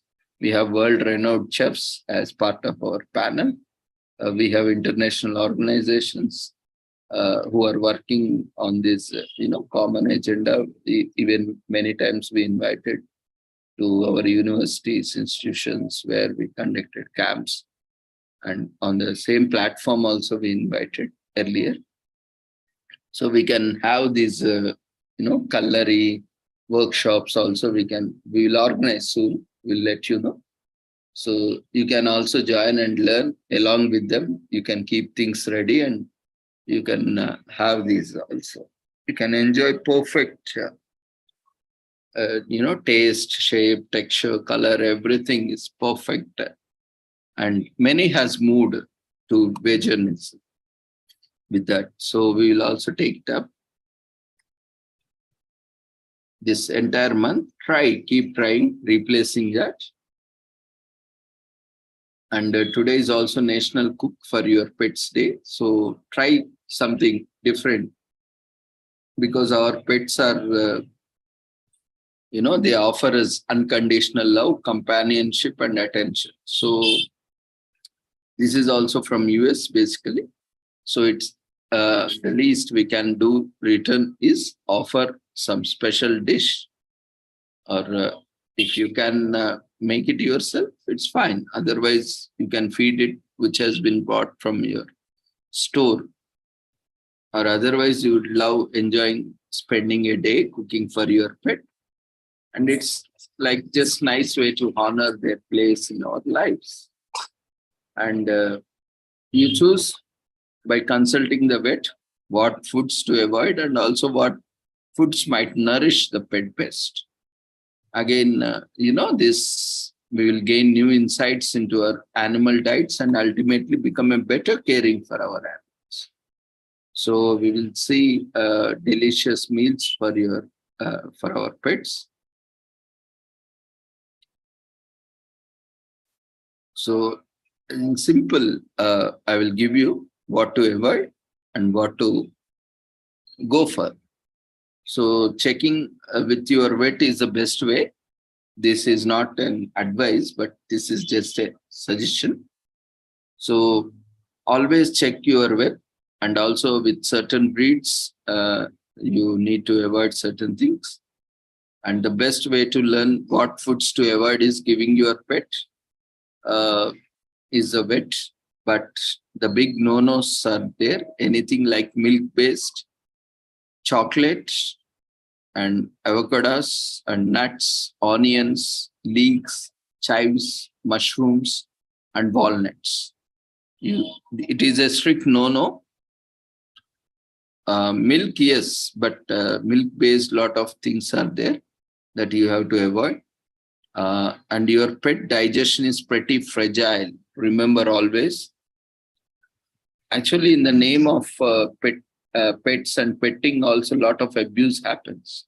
And that is also like domestic violence in human beings or domestic abuse. They are taken for granted and they left in the homes alone.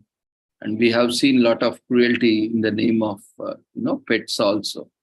They just ignore them and they leave to their fate and go. They also need, kind of love, compassion. But if they are also not cared, then that will also come under animal abuse. We have rights also. We cannot abuse the animal. So only if you are able to take care of your pets only, please adopt them. Otherwise, you don't adopt. And many people go with the impulsive kind of thing to adopt pet. But always remember, adopting a pet is a lifelong responsibility. Like it's inviting your new family member, like it's planning for a pregnancy, like you are planning for a child. Like pet is also because pet will live with you minimum 10 years. And, it's a great responsibility. You have to take care of like a child. And from basic like potty training, everything as you do to your child, you have to teach your pet.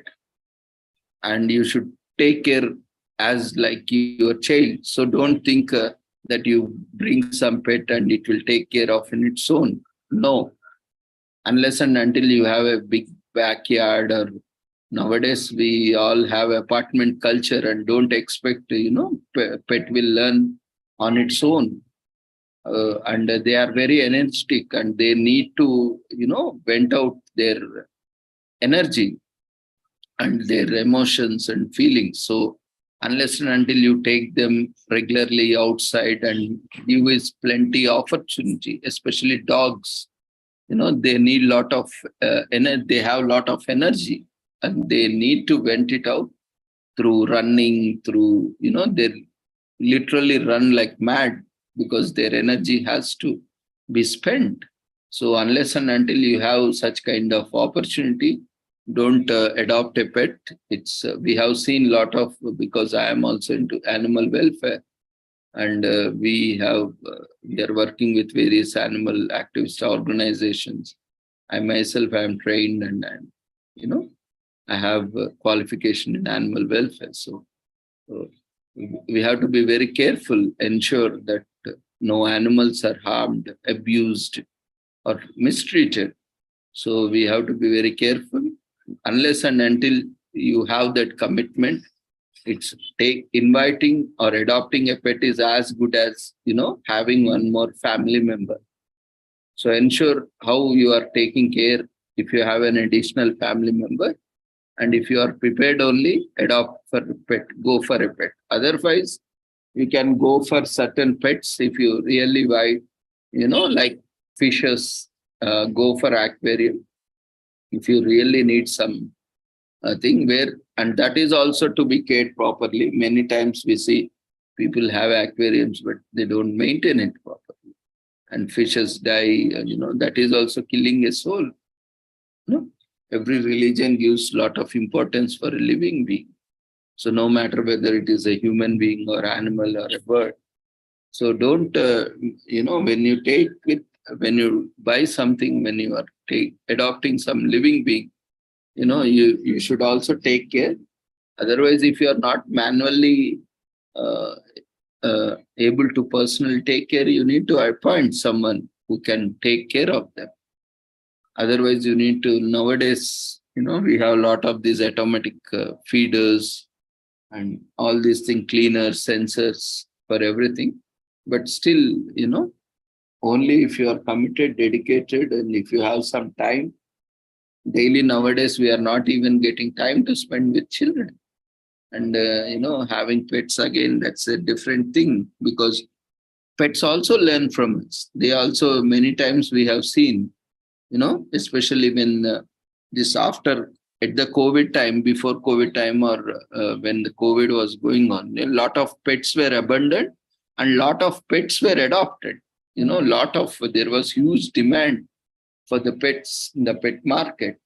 where people to overcome loneliness, na, they bought these pets, and a lot of social media was also now what to do sitting inside four walls, and a lot of we cannot we can sit for seeing face to face for 1 day, 2 days, but and lot of domestic violence, domestic abuse was also going on because the people were lacking that personal space because everyone was confined to places, and people was lacking this personal space, and every day, like, there is no venting out of feelings or emotions, and we were like in the jails literally, and people started fighting, and many diverse cases we have seen, many abuse cases, many complaints, and so they brought they occupied fortunately net was available. Imagine if there was no net, how many people got killed or they have killed others. The crime rate has gone literally at an unbelievable rate. Thanks to the technology, it kept engaged them. Everyone was addicted to their gadgets, and somehow the lot of cruelty or abuse has been reduced to certain extent. But even the digital divide was there. Many people do not had access to internet, access to such devices, and they literally had no opportunity either to for entertainment or for education. So similar things were there. So these are all various challenges and issues. So at that time, many pets were brought, and a lot of videos in, more than their loneliness, overcoming loneliness was the prime reason for getting the pets, and also this, everyone were more involved in social media because that was the only entertainment, and they started creating videos and blogs and sharing posts. So they, many channels. If you can see today also, earlier there were no very limited, but now even pet also, people are maintaining channels, 2-3 channels where they record everything from morning to evening, and they put on their YouTube channels and social media channels. So now also it's going on, if you can just browse through. So that is also one way they kept engaged. Otherwise, empty mind is devil's paradise and it will make you crazy things. So always we have to keep ourselves preoccupied with one thing or other in a very productive, constructive manner. Don't engage in destructive or unproductive things. Okay? It may not be economically viable or commercially viable, but it's for, maintaining this positive health. It is very important that we are having these activities. So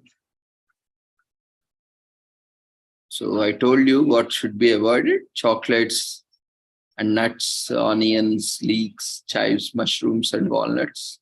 And there are many, the list goes on and on. And it should, but seriously avoid giving your pet alcohol also. And it can be lethal for animals in any dose, because nowadays the social evil culture has crept into every society, every family. And now, though there is no single benefit from alcohol or smoking, it has become a social norm. That's why we call it as modern social evil. And dogs, so what to go for then? Dogs likes a nice bowl of mixed cooked protein vegetables and rice, and or curd rice for that matter, or vegetable mixed rice, and a big no to salt again. A little, can be used, but salt is a big no. And together with fresh fruit and occasional chew for healthy teeth. And you should provide lot of these dogs especially a lot of rope-like thing, toys, because they like to chew a lot. Otherwise, if you don't give enough exercises, then forget about your furnitures and all, your chappals and whatnot. They will literally chew up everything in your house. So best thing to divert them is you provide, minimum chew toys. You can make it also if you have an old sari, old dress, dupatta, anything. You just, combine 4, 5 on this and make like a rope. Like, our women are, girls and women are very good because they tie up their hair. Na? They make this. So you can also make like that and just leave it with their pet, and they really enjoy chewing them, and your furniture and other things will be saved. Otherwise, you can't imagine what pets can do. It can literally chew up the cables also, power cables, and this can be hazardous to you as well as the pet. Anyone can get electrified. So, especially chewing toys, and also provide, if you have a terrace, balcony where the pet can move freely, take out occasionally, regularly, possible daily, I would say. Otherwise, also occasionally, so that it gets plenty of our. Otherwise, you plan in such a way that you make space for it to move freely, and also teach them. We can easily teach them when to move. Even they are also very cautious, especially when children are there. They are very cautious. Pets, we need not tell them. They are very careful in moving around. And when we see when they are alone, they literally jump over everything. It sees nothing. You go, they fly like birds from here to there, over to the sofa and everywhere. So they have lots of energy. So keep all these things in requirement. The kind of pet you are bringing, especially certain pets are there for which they, if you bother, they feel uncomfortable. But certain pets are there which needs your attention. So if you are not able to give time, so bring such pets, where they don't like being bothered. So they are there in their zone. So such like fishes, I told you, maintain it properly, aquarium. You have people also, those, if you are not able to do so, once in 15 days or once in a month, depending on the number of fishes or the size of the tank and the kind of filters you are using. You can have a once in a month or 15 days in a while. That is a very good option. In fact, people enjoy, and there is very less maintenance. You only need to feed daily or once in a 2 days or so, depending on the number of fish and the size of the tank and the kind of ecosystem in your tank. So if you are going, then go for such a very good thing. Pets also, when you're considering, you can consult a pet specialist who can guide you, when you are going. So you can tell them what is your lifestyle and what is your schedule and how much time you can give and what kind of, accommodation you can provide for the pet and what kind of diet you are taking and anything extra that you can provide. All these factors you discuss with. And it's, as I told you, it's a lifelong commitment. Based on that, you have to choose, because again, it's a family member. It's going to be once you get used to it, you literally will give the most priority to your pet. And again, losing a pet is also heartbreaking. So that is very important before you adopt with proper planning and consultation. And today is also National Cinnamon Day. And we love cinnamon very much because they are exciting and they're refreshing because of their taste and aroma, especially the smell popping into one head. It's almost in everything, from cookies, rolls, teas to pies, chocolates. Almost every snack or If you love to enjoy pulao or biryani also, it is used everywhere for that aroma. So you can enjoy that being today. And today is Karnataka Rajotsava Day, the Karnataka Formation Day, where, dominant regions, Kannada dominant regions in South India were merged to form the state of Karnataka. It is also one of the biggest festivals in Karnataka, observed as a state holiday and worldwide by Kannadigas. So due to time constraints, we are not getting into detail. And today is also International Pet Groomer Appreciation Day. A lot of pet services are also required. Thanks that, pets are being taken care of. So today is a day to appreciate these pet groomers who take care of hygiene and regularly for their dedication to difficult work and sympathy for the creatures they care for. And we recognize their never-ending inventiveness and capacity to create magic with our beloved companions. And these pet groomers not only keep our pets looking their best, but they also spot any fundamental skin conditions or health conditions that may necessitate a trip to vet.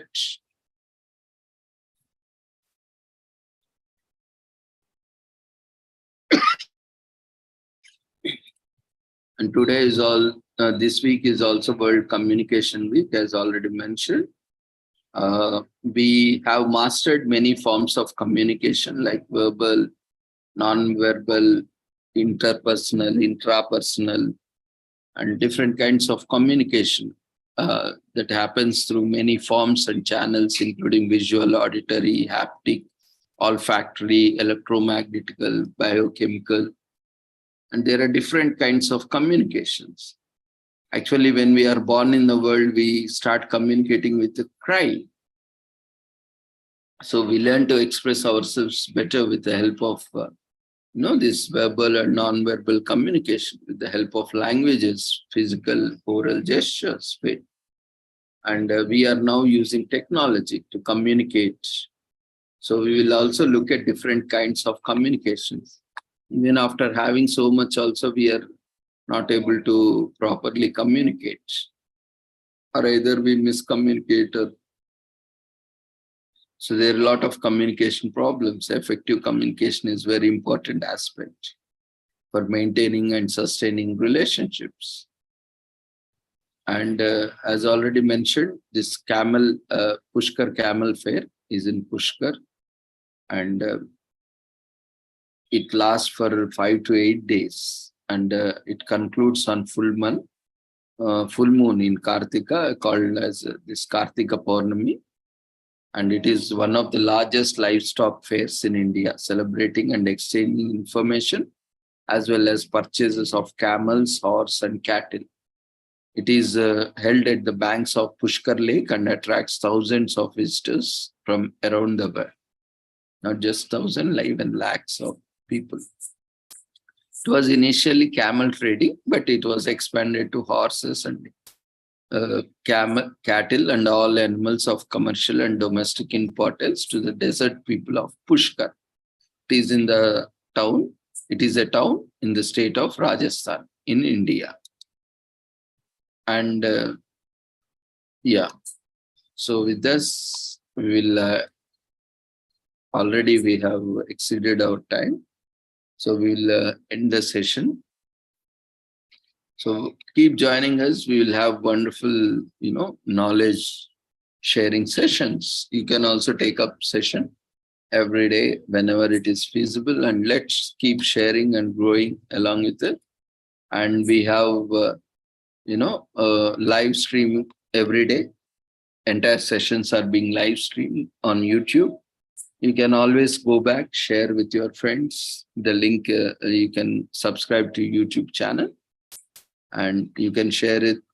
And if you need any information, you can go back and watch these sessions online. Thank you everyone for joining us. I'm raising the feedback form. So you can fill up the feedback form. So I'm closing the first session feedback form. It was still active. You can close that safely. And I'm opening the overall feedback form. That was feedback form for session 1. Now I'm launching. You can close the feedback form for session 1 if it's open. And kindly fill up the overall feedback form.